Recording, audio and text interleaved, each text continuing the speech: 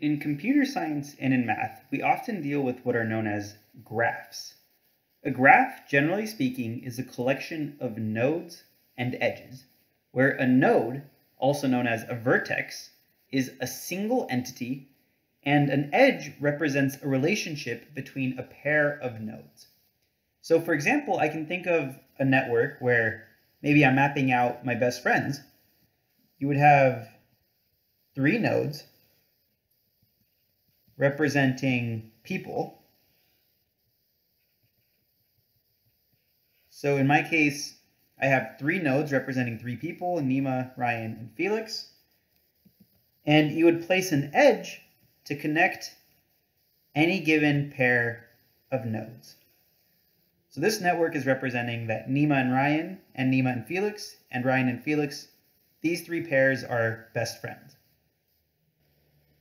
A graph can be either directed or undirected. A directed graph is a graph in which an edge uv is an edge from u to v, not from v to u.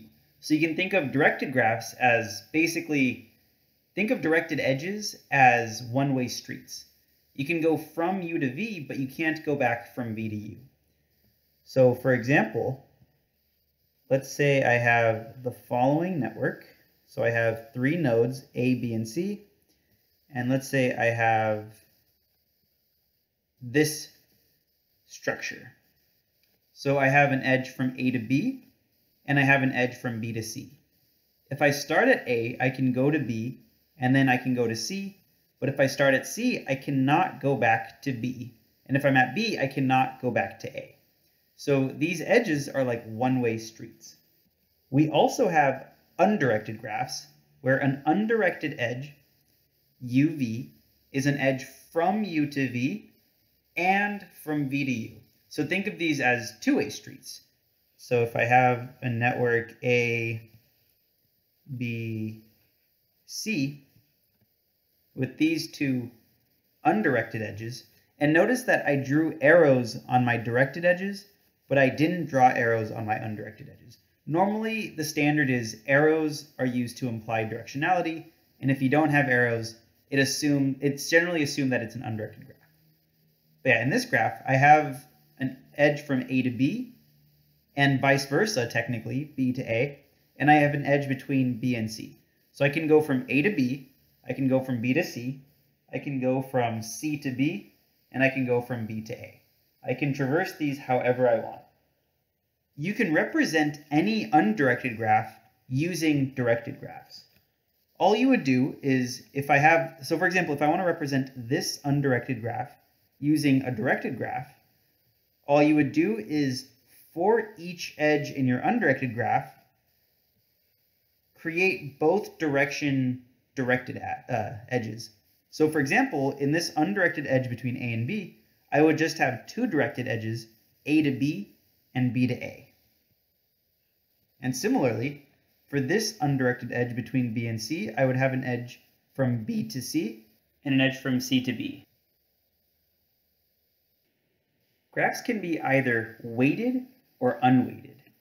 A weighted graph is a graph in which each edge has some weight or some cost associated with it. For example, I can imagine a graph where I have nodes representing cities. So let's say I have A, B, and C. And let's say edges represent direct flights between pairs of cities. So city A and city B have a direct flight between them. City B and city C also have a direct flight between them, but cities A and C do not have a direct flight between them. I can represent these edges as weighted edges if there's some price, for example, associated with these flights. So maybe the flight between cities A and B is $100 round trip, but the flight between B and C is $200 round trip. So I can add this weight to each edges, which is essentially some form of a magnitude. Graphs can also be unweighted, and an unweighted graph is a graph in which edges do not have weights. So A, B, and C, there are no weights between edges. In other words, we can think of edges as either being there or not there. So edges are kind of Booleans. They either are present or not present. We could turn any given unweighted graph into a weighted graph if we just add a constant positive weight to each edge.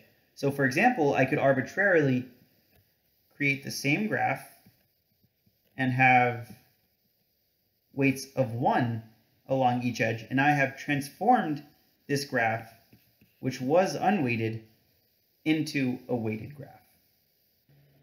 Given a graph, a cycle is a valid path starting and ending at the same node. For example, here I have a directed graph and here I have an undirected graph, and both of these have cycles. So in this graph, if I were to start at A, I could traverse A to B to C to A. So that path is a valid path in my graph, and I started and ended at the same node. Similarly, in this graph, I could start from A, then I could go A to B to C to A, or I could go A to C to B to A, or I could go A to B to C to B to C to B to A. I could do whatever I want, but I can have there's multiple paths in which I start at a given node and then end at that exact same node. So both of these have cycles. Here's an example that might look weird and might seem as if it has a cycle, but doesn't actually. Here's a directed graph that it looks like it has a cycle just because all the edges are connected, but it really is not a cycle because I cannot start at any given node, traverse edges, and then end up at that same node. So if I start at A, I could either go A to B to C, but then I'm stuck, or I could go A to C, and then I'm stuck again. If I start at B, I can just go B to C, and then I'm stuck. And if I start at C, I'm just stuck. I can't go anywhere. So even though the nodes are all connected with one another, this is acyclic. There are no cycles because I can't start and end at the same node in any valid path. Beyond the general definition of graphs, there are also some different classes of graphs. Graphs could be unstructured. So an unstructured graph is one that is a disconnected collection of nodes. So for example, I can represent a set of elements, let's see, A, B, and C. This collection of elements with no specific relationship between them is a valid graph. We would consider this an unstructured graph. We also have sequential graphs, which are a collection, it's an ordered collection of connected nodes. So for example, I have A, B, and C, where A is the first one, B is the second one, and C is the third one. It gives me this sense of previous versus next. It's some ordered collection. So a linked list is exactly a sequential graph. We also have hierarchical graphs, which are a ranked collection of connected nodes. So we have some notion of parent versus ancestor, or higher rank versus lower rank.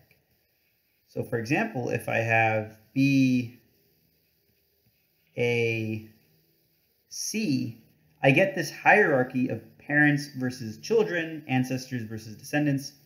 This is a hierarchy, so this graph is a hierarchical graph. Any tree or any trie is a hierarchical graph. And lastly, the most general form of a graph is just a structured graph. It's just some collection of both connected and disconnected nodes. So A, B, C, and let's say this one's D. This is a structured graph. It's just some collection of connected and disconnected nodes. A multigraph is a special type of a graph. Specifically, it's a graph in which a given pair of nodes may have multiple distinct edges between the two nodes. So here I have a multigraph in which I have two nodes, A and B, and there are 3 edges connecting A and B. Generally speaking, multigraphs aren't super commonly used. You can usually rephrase your problem as either a weighted graph or something like that. But there are specific use cases where a multigraph makes sense. For example, imagine the scenario where A and B might be cities and edges might represent flights between cities. We could theoretically have different prices, price 1, price 2, and price 3 for 3 different flights flying between these 2 cities. In this case, having a single edge, even if it's weighted, doesn't make too much sense because there's actually 3 completely distinct entities that are connecting A and B. For most data structures that we'll be talking about, we will not be using multigraphs, but it is important to be aware of them in general.